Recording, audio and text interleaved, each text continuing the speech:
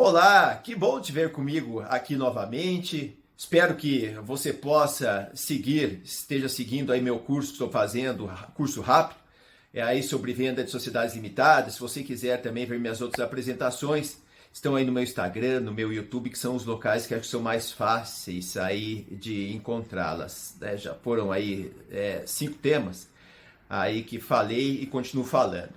O que acontece? Eu comento agora a decisão do dia 11 de julho de 2020 do Superior Tribunal de Justiça, que veio a entender que não é possível ser realizada a doação de bens quando o regime for o da comunhão universal de bens.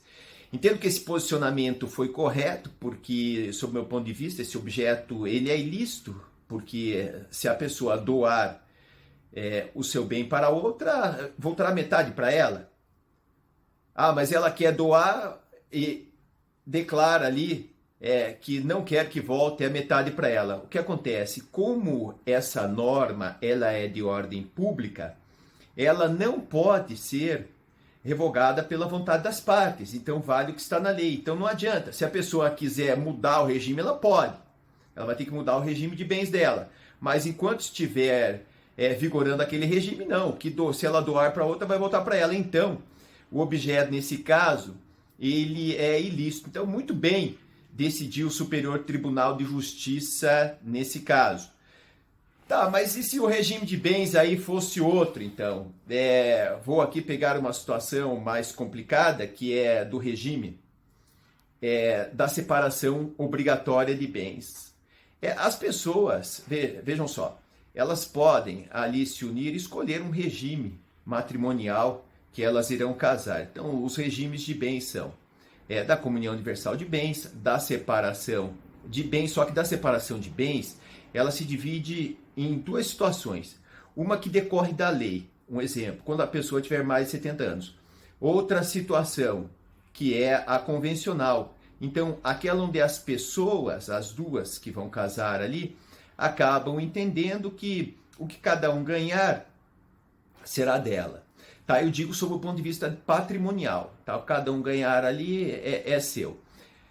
Tem o regime, o regime legal, que é a da separação parcial de bens, ou da comunhão parcial de bens, porque irão se comunicar somente aqueles bens que forem adquiridos posteriormente ao casamento, e da comunhão parcial de aquestos, que é pouco utilizado, que são aqueles bens adquiridos posteriormente ao casamento. Já no caso da união estável, ela não é um regime de bens, mas a ela, dentro daquilo que for possível, será aplicado o regime da comunhão parcial de bens. Então, pegando uma situação aqui mais complicada, bastante questionável hoje, né, passando aqui para outro exemplo, que é o da separação obrigatória de bens. Essa decorre da lei, como eu disse o exemplo, uma das pessoas tem mais de 70 anos.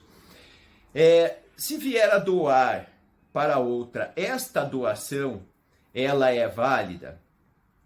A questão, ela é questionável. Existe entendimento do Superior Tribunal de Justiça dizendo que ela é válida. Eu acho questionável, por quê?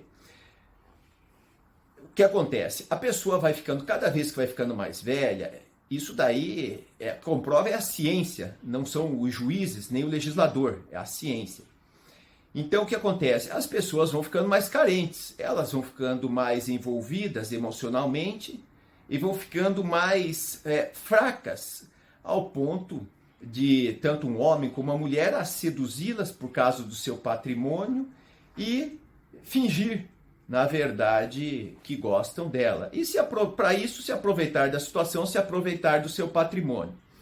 Então, o meu entendimento é que quando o regime for o da separação obrigatória, que está previsto na lei, eu estou mencionando o caso aqui de uma das pessoas que vier a casar, ter mais de 70 anos, eu entendo que a doação, nesse caso, ela é nula, justamente pelos motivos que eu estou aqui mencionando. Porque a pessoa fica mais carente, ela é mais envolvida com a situação.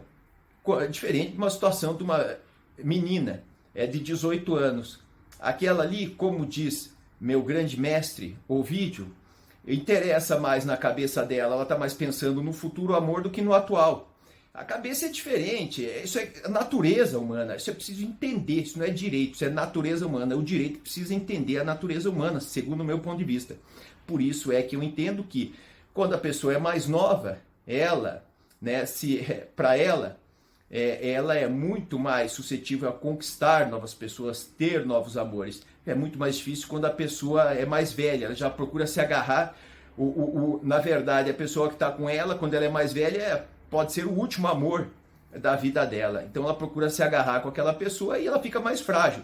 Nesse momento que ela fica mais frágil, ela é mais suscetível de fazer essas doações. E tem tanto exploradores como exploradoras. Essa é a realidade que existe no mundo.